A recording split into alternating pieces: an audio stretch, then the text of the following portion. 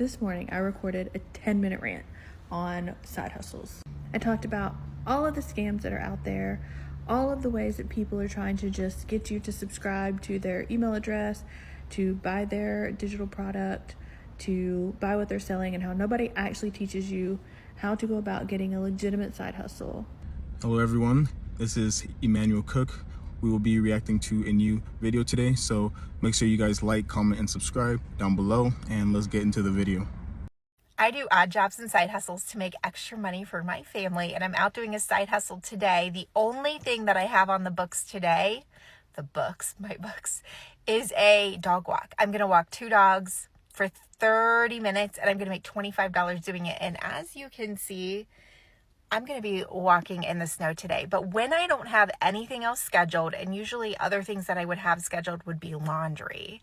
So when I don't have laundry scheduled, what do I do when I go home and I still want to try to side hustle? Well, Amazon. Facebook Marketplace. I'm going to do Facebook Marketplace today. My house is in need of a big overhaul. My kids have been home for Christmas break and some snow days. They're back in school today, so it's time to organize, purge, and hopefully sell some stuff on Facebook Marketplace. And then also I'll be filming some Amazon on-site commission reviews. I usually make between $150 and $250 on Amazon. I know that there are some bigger earners than me, but I do it simple. I don't spend a lot of time doing that. So I'm going to try to film a couple of those videos. It's been over a month since I've done that. And this month I've already earned like $100 so far. So it's time to get some new videos up. Okay, so this is what they don't tell you about print on demand and drop shipping as a business. And I know because I learned the hard way. I went through the whole process and it was not what I was hoping for. So I know like with the holidays and everything coming up, you know, of course we want to make some extra income in drop shipping, print on demand, doing like holiday themes and stuff like that. Sounds like a great idea. But I'm just going to give you guys a quick rundown, the real scoop on what to expect if you go that route. First of all, it's not passive because you're going to spend hours designing the product and placing it onto the mock-up in Printify or Printful, whatever company that you decide to use. Either that or you're going to have to pay somebody to make a design. And if you want to have multiple different product options, paying somebody for each design is probably not going to be an ideal option. And if you're doing it yourself, you're going to have to spend hours making up different designs. I mean, that's the kind of the trade-off. And then I think another thing that most people don't know is that like if let's say somebody actually does buy the product. So people assume that, okay, I don't really have to do much or I don't have to spend any money up front because the person is paying for it and then it gets drop shipped to them from the manufacturer. But the real scoop is that even though the person is paying you, that doesn't mean that the money is available to you right away. As soon as that person places the order on your website or wherever they're ordering it from you, you have to have a credit card or some type of card on file with the manufacturer, Printify, Printful, whatever, and they're going to charge that card for the base amount of the products, plus I think the shipping as well. So you're going to have to pay, you still have to pay up front. You still got to have the money up front. And if you get like, 5 or 10 orders at a time, you're going to have all that money up front on your card available. And a lot of people will assume that it's better to do print on demand drop shipping because they don't want to make the upfront investment into inventory, which I get because I was thinking like that at first too. But the thing is, your unit cost is going to be so sky high that your products are going to be overpriced. And I cannot stress that enough. Whereas you can do a small bulk order directly from a manufacturer. I don't use Alibaba. I use Pietra Studio. That's my go-to. You can do smaller bulk orders depending on the manufacturer. You can even just order as little as like 5 or 10 units, and it's still going to cost you a lot less than it will to order that print on demand item. And your product is going to be more unique, and you're going to be in control of what they see when they get the product because you're going to be the one to, put it in your packaging or however you want to send it to them. So I just like to give people the scoop on this kind of thing, because I see so many of these like print on demand, and you know, people saying, oh man, all you gotta do is put the design on there, and then people are gonna be ordering it like crazy, and they're you're gonna ship it to the customer. You don't have to have no inventory, and it sounds great. But if you want to hear more about this, make sure you follow me, because I'm going to be making more content on this topic. There are two main ways that I make passive income with my blog, and that's through ad revenue and affiliate marketing. There are a lot of other ways to make passive income with your blog, such as digital products, physical products, like if you do drop shipping, sweaters, notebooks, stuff like that. You could have monthly memberships and some other ways to make passive income. But the reason I like doing ad revenue and affiliate marketing, that it's the most passive method for me. So my tip to you, first of all, is if you want to make passive income, you need to kind of figure out like how you want to do it and then focus on that a little bit.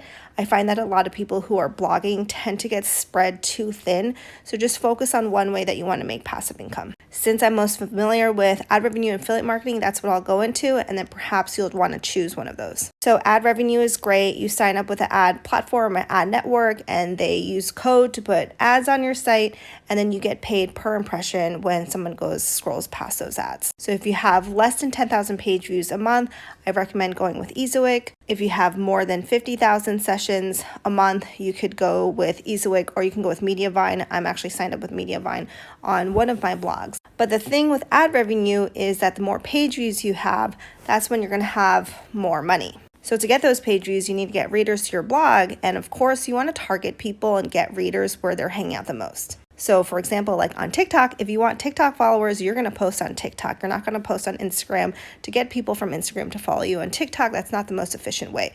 So with blogging, about 70% of readers that go to blogs, websites, they come from Google. So you're going to want to market your posts on Google. And by marketing, I mean just search engine optimizing your blog and individual blog posts so that they show up in Google search results when people are searching for them. So say someone is looking for the best liter glass jars for canning, you could both optimize your blog and that blog post so that it shows up on Google, and that person who's looking for those glasses will come onto your website and then be able to choose the best choice by the information that you give them. So yeah, when it comes to ad revenue and making the most money from that, it's really best to, one, sign up with a premium ad network, one that pays well. Google AdSense doesn't really pay well. It doesn't really work too well with sites from what I see on other people's websites. And then two, this is the most important part, is that you need to search engine optimize your website, because you want to grab readers from Google where they're hanging out the most. Search engine optimizing your website also helps with affiliate marketing, because in that same post, I could put in recommendations for the exact glasses that I have, and the reader could come in and click on the link and buy that glass, and I could get affiliate commission for that. If you're looking for an extra source of income, I'm going to rate all the side hustles I've tried to let you all know which one is the best. Starting off with the food delivery apps like Uber Eats, DoorDash, Postmates, whatever the other ones are, 0 out of 10. I would not recommend using those as side hustles, mainly because you're going to do a lot of driving for $2 to $3. So I signed up for those and I immediately stopped because I was not wasting gas for $2 orders. And most of the customers don't even tip. Another one I've tried is like the grocery store apps. So that's like Ship, Walmart, Instacart, all of those. I would rate that maybe about a 8.5 out of 10. Honestly, because you do get a lot of orders, but the only thing I don't like that you have to go in and shop for the stuff. And sometimes the stuff don't be where they say it is on the app, and then it just calls you to take a little longer. And they also time you for how long it take you to shop. Like, I don't like that, because what if I can't find something? What if I need help with that? You know, so that's the only thing I really don't like about that. But the orders are pretty decent. Like, the customers, they tip well. So yeah, I would rate them 8.5 out of 10. And the last one is Amazon Flex, and I would have to rate them like a 7 out of 10, only because you're going to be doing a whole lot of driving. Like, you could go pick your orders up from a station and they'll send you all the way like 26 miles from where you from. And I don't like that, because I don't really like to drive that much, but I was doing it in the summertime when I wasn't working at the school. So it is good money. You could get up to like $100 per order, but the only thing is you're going to be doing a lot of driving. So be prepared for that. Have your gas tank on full, and you're going to be in that car for for a long time. So make sure you have some water, some snacks, some good music, somebody to talk to, because you're going to be out there slanging packages, baby. Rain, sleet, snow, you're going to be out there. So yeah, guys, those are all of my side hustles. If you have any other good ones, please feel free to leave them down below in the comments for my other besties that might be looking to earn more money. This side hustle just made me $175 for 1 hour of my time. And it's none other than doing research studies. For most of the research studies that I've done, I essentially test out a product or service or the user experience of a product, and I essentially just give my feedback or opinion on it. And the way I found research studies is going to sound so shady, but Craigslist. Search for research studies on Craigslist and then fill out the survey. They'll probably ask you demographic questions, whether you're full-time, self-employed, and then your experiences with a different product.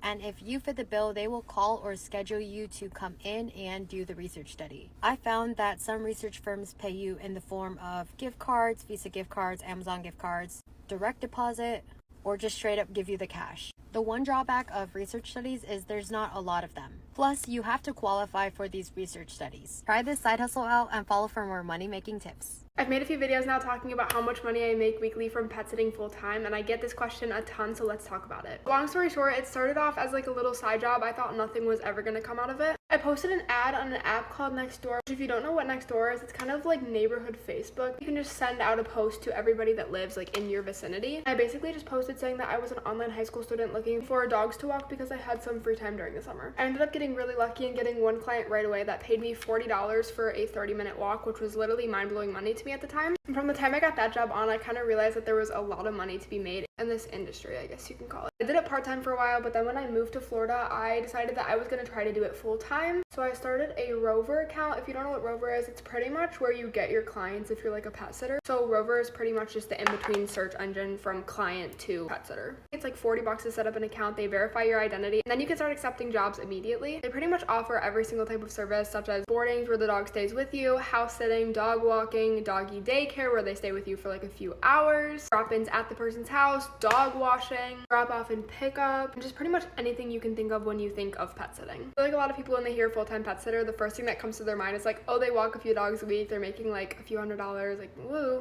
No, I'm telling you, this job has literally changed my life. I'm making more money than like a starting off doctor or lawyer, and I did no college. I have no education around dogs. Basically, when I moved, my Rover kind of took off. I also posted on Nextdoor down here, so that helped a little bit. But it really just is getting that one first client that will share your name out to all their friends, and then it just kind of spirals from there, or at least that's what happened to me. I know nobody sees pet sitting as like a full-time career, but I'm telling you, there is so much potential in this industry. Like, more people need to hop on it. All my bookings are about 70% repeat clients, so it's all people that I already know. I already know their dogs, so it is just so much freaking fun. Also, the job is so flexible. I can pretty much do whatever hours I want. If I need to make more money that month, I can up my rates. If I need to have more free time that month, I can up my rates a lot and just accept a few jobs. It is so flexible. Genuinely, I am my own boss, and that is what I love about this job. Comment down below if you have any other questions, and I'd be so happy to make another video. Bye. A quick reminder, please remember to like, comment, and subscribe down below, and let's continue the video. This is how I made $294 profit today. I do a business called buying and reselling diabetic medical commodities. You know what those are. In case you forgot, they're these things. These are diabetic testing supplies. I buy and resell them back to big name wholesalers/pharmacies. I have a driver that meets all my clients for me. In the beginning, I used to go meet them, but now he does it. And here's our conversation. I said, let me know when you pick them up. Here they are right here. He said, yes, I got all 7 for $140. I said, how much profit, bro? And then he said $294 profit. If you want to learn a simple way, a simple business, a simple side hustle that can make you an extra $3,000 to $5,000 per month, text the number in my bio. I have been doing this for about a few months now, and I have earned about $400 per month for a few months. So, and here's the proof.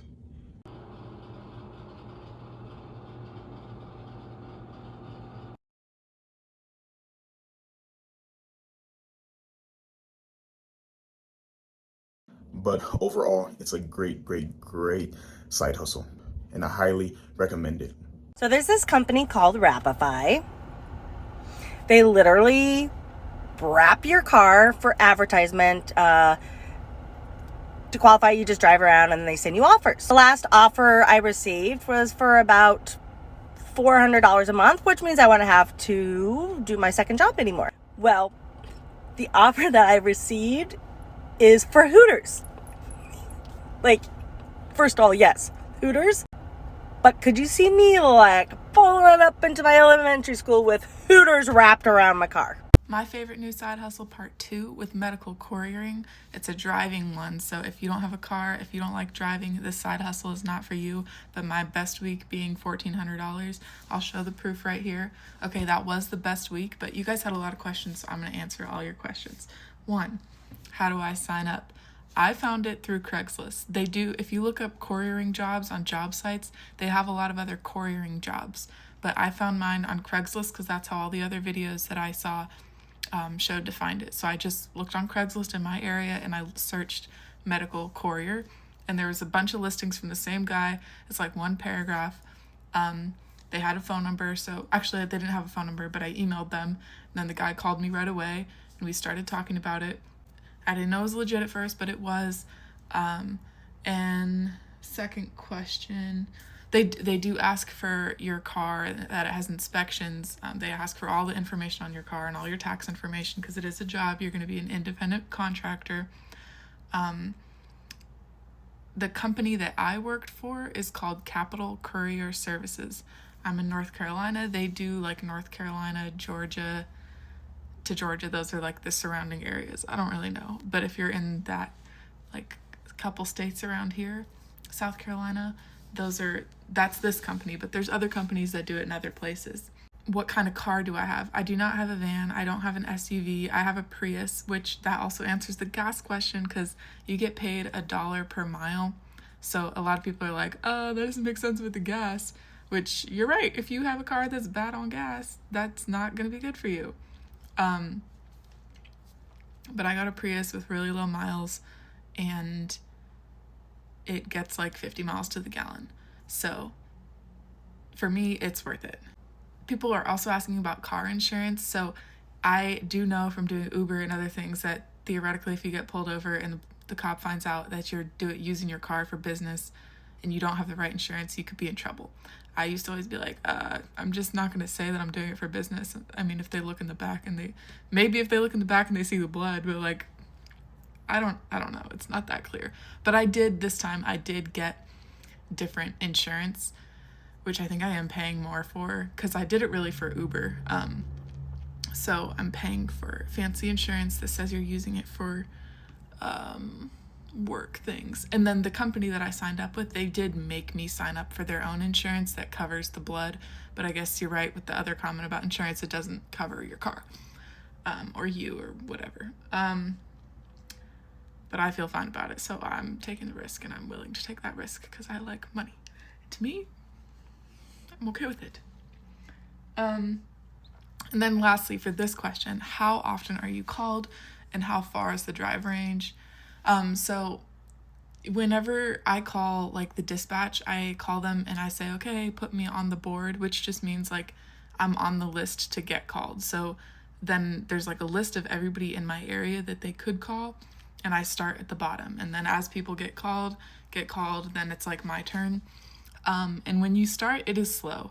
So like the first couple weeks is like $100, couple $100, because the local deliveries are like $20. But you do kind of have to take the ones, the more you take, the more that the people at dispatch, you'll get to know them because it's the same names, but then they start to trust you and they're like, okay, you're reliable, you always say yes, which, boundaries, mental health wise, we're working on that in different areas, but this is how you do have to like build your reputation with it. How often you're called in an average night, it kind of varied. Like it could be 1 to 2 times a night, and it could be just a local one and then one over to the next city, which is like an hour and a half away. Or it could, like one night I had a lot and they were like 3 hours away. The longest is from here to Atlanta, which is like a 5-hour drive. And the other problem, I know you're not going to like, is they only pay you one way. They don't pay you both directions. But the courier company contracts with different companies. Like they contract with Red Cross and they contract with a company called Blood Connection. And the two companies pay a different amount. I forget exactly, but one of them pays like $1.25 per mile and one pays $1 per mile, and one might pay the way back and the other one doesn't. I don't remember. So my earnings were like $200 to $400 for the first few weeks, and then it jumped up to $1,400, but then I went out of town for like 2 months. So now I'm back, and I'm gonna vlog it the next night that I have when I'm like really back in it, and show you guys how often I'm getting up. It's like practicing for a newborn or something. Okay, let me know what other questions.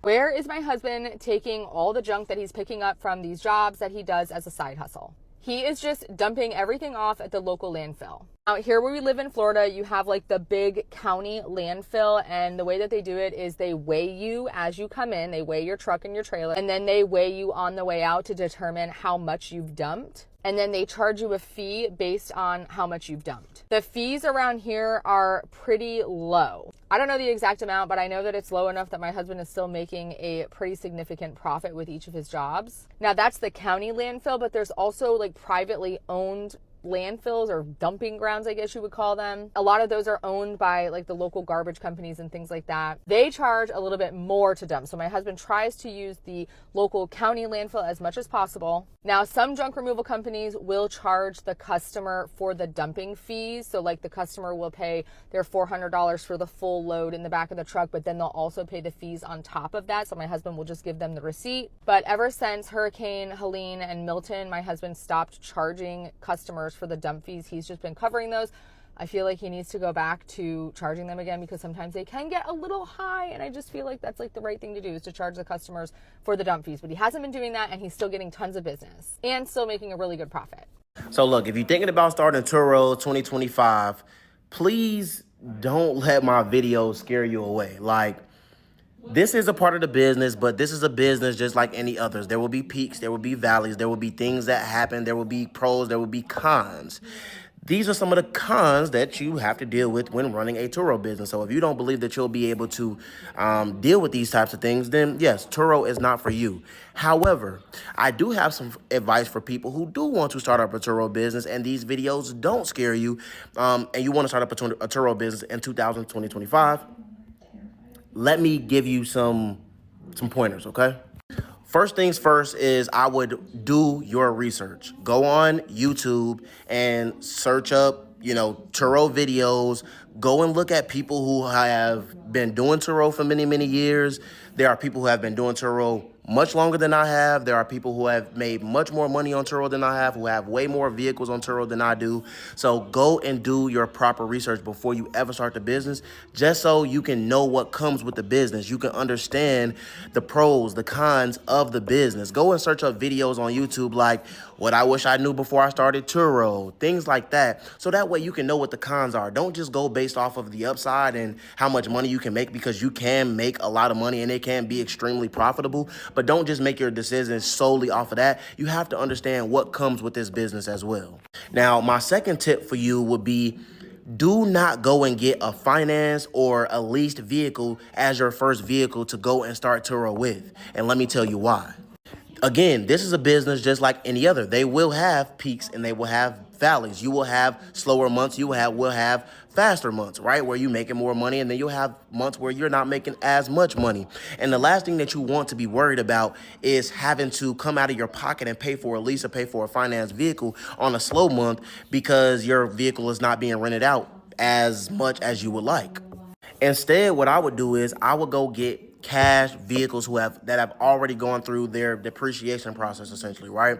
So I would go on Facebook Marketplace, Craigslist, or even maybe sometimes your local dealership, and just find you a cash vehicle, depending on what your budget is. Both of my cars were less than $6,000 that I have on Turo.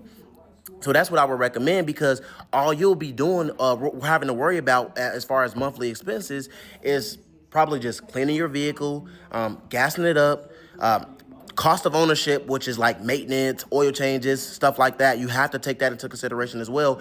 And then just insurance. Outside of that, you don't have to really worry about much else. And then once you go and get your car on Turo, you're going to start to make profit much faster because you don't have a car note that you have to pay for. You know what I mean? So that's my second tip for you. My third tip would be to make sure that you have some type of tracker for your vehicle. If you've watched my videos, if that's why you follow me right now, you know that I've already had to do 2 self-repos, one for each of my vehicles that I have on Turo now. And if it wasn't for my tracker, I would have literally pulled my hair out because I wouldn't have known where my car was.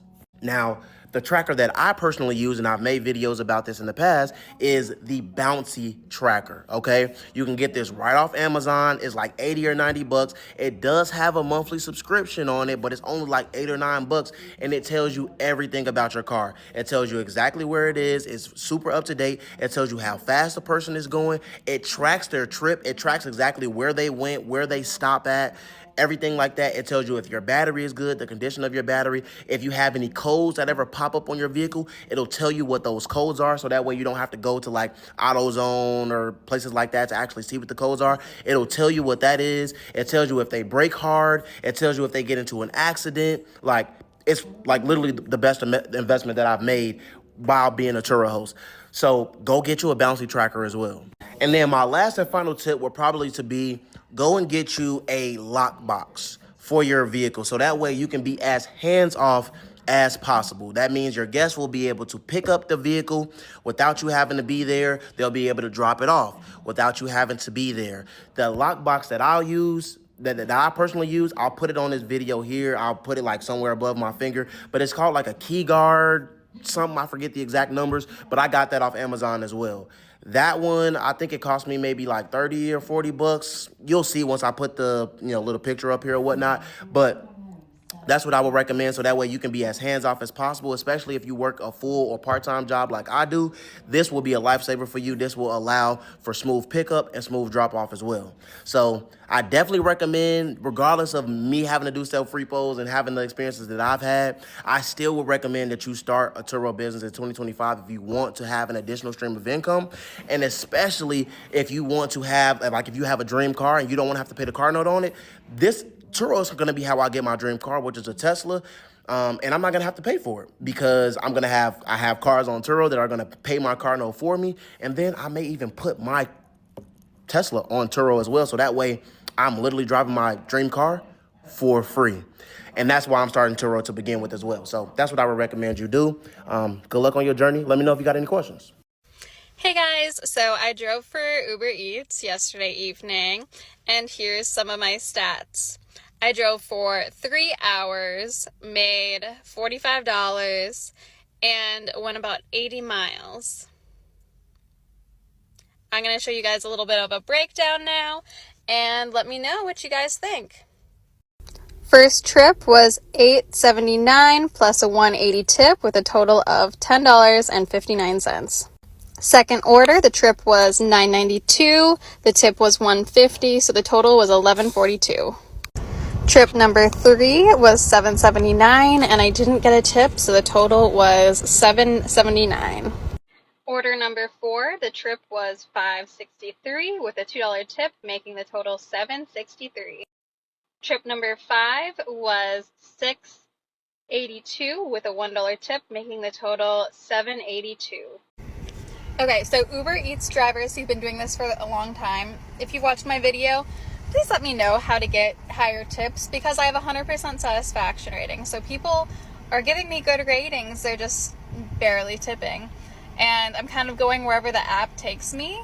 But I've been kind of all over the valley, and it's the same instance with all these different orders. Is it just like you have to get so many under your belt to get like the good orders?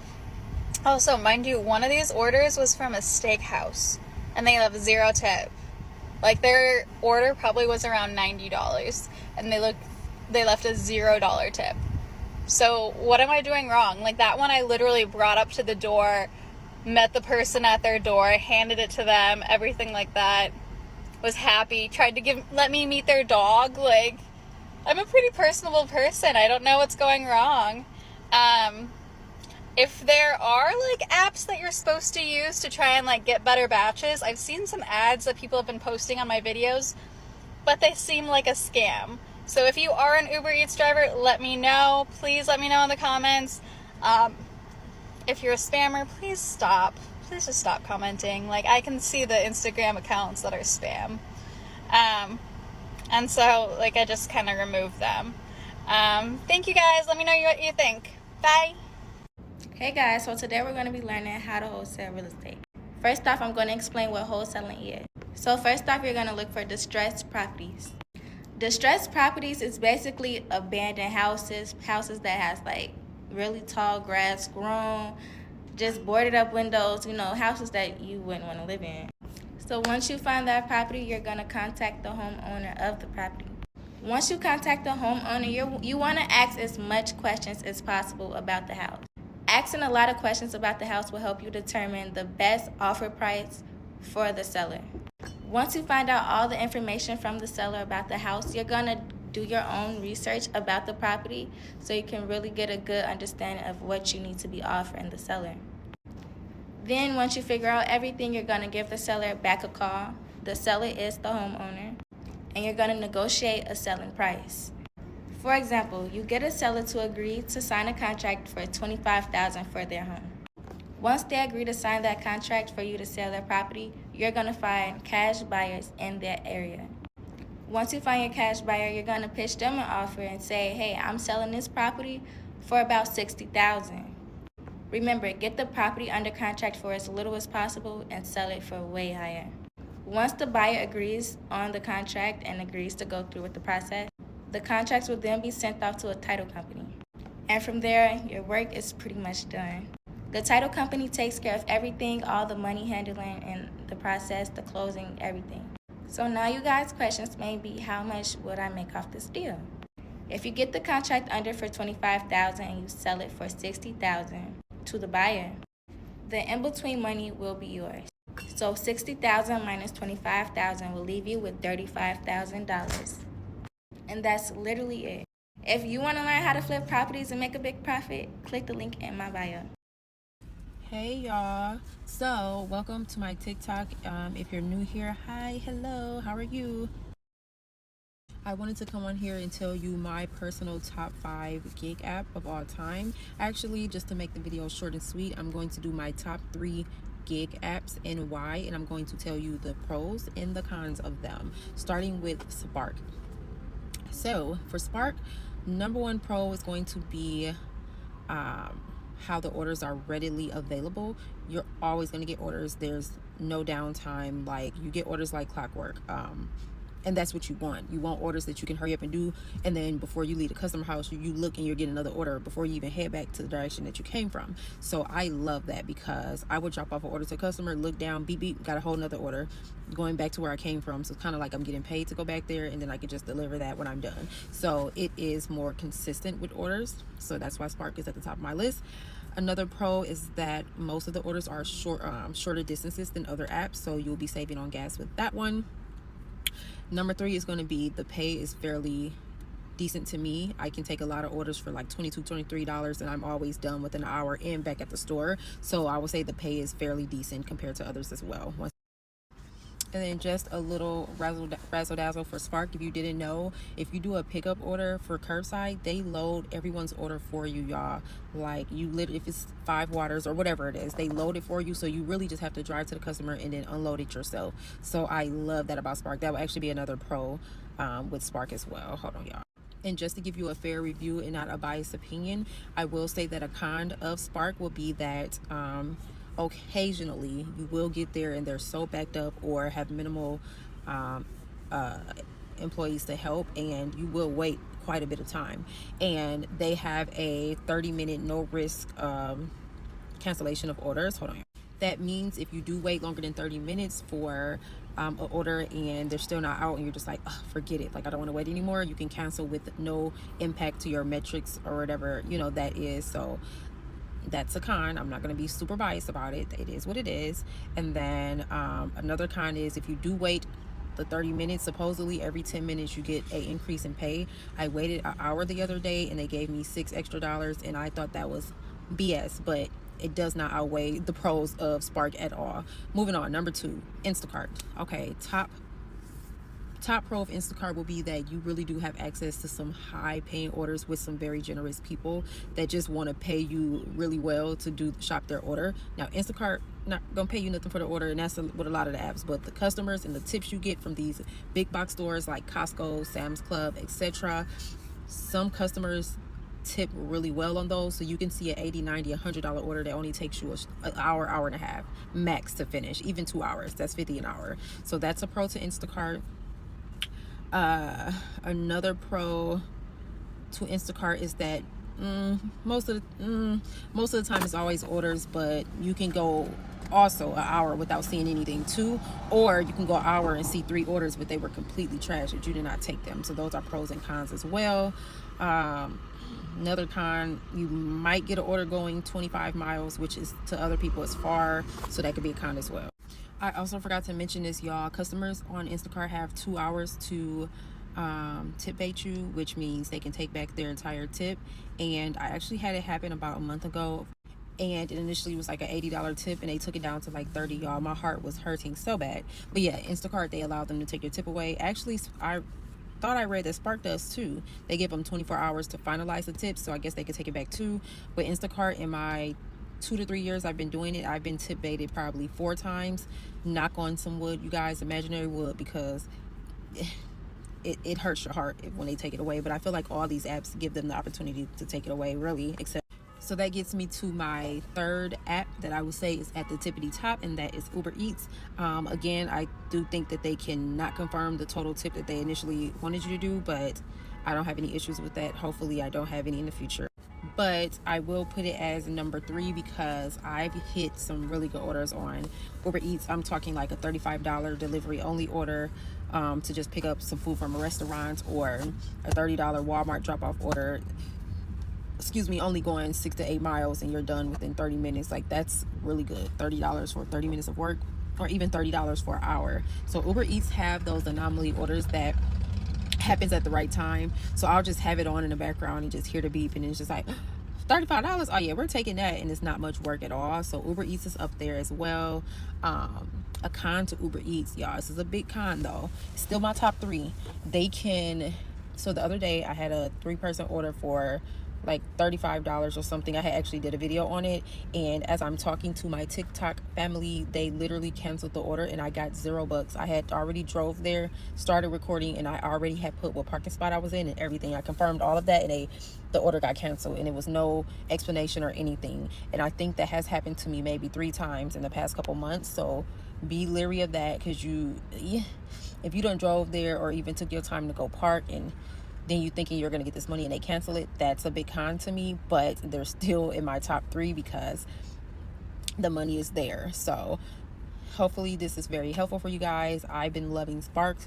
Instacart, my first love, and then it was Amazon. I got deactivated from Amazon, and then now Spark has taken over my entire heart. So yeah, I hope you guys love this video. Please download all of these apps. A lot of them, they just send you orders and you can accept or reject any of the orders. Instacart, you can swipe it off the screen if you don't want it. Spark, you can just hit reject and get off the screen as well. Uber Eats, you can hit the X and click it off the screen as well. You don't have to do them. It's not going to affect your metrics if you don't do them, like if you just exit out or reject it. So yeah, hopefully you guys can make your own decisions about the apps that you like. I love talking to you guys, and I'll come back with another video. Have a good day. I don't sell on any of those websites. I sell on Stand Store. If you're going to sell digital products specifically, you want to do it on Stand Store, Beacons, or Pensite. Etsy, people do sell digital products on Etsy, but I don't do Etsy. My mentors always told me not to do Etsy because Etsy takes fees and shit. And like I always say, I like all of my money. Please don't take my fees. You know what I'm saying? I already got to pay taxes. Like, no, you're not taking no cut of my shit. Sorry. Shopify, you could do Shopify too. Eventually, I do want to transition over into Shopify just because I think it's going to establish me more as a business owner. And you can do it through Shopify, but I don't know how to do that, so I don't want to teach you how to do that. Amazon, people don't sell digital products on Amazon, as far as I know. I mean, Amazon is more physical products, or like ebooks, but like Kindle ebooks, which is owned by Amazon. So yeah, so I will do Stand Store, Beacons, or Pensite. I appreciate you guys watching the video today. Please make sure to like, comment, and subscribe down below, and I'll see you guys in the next video.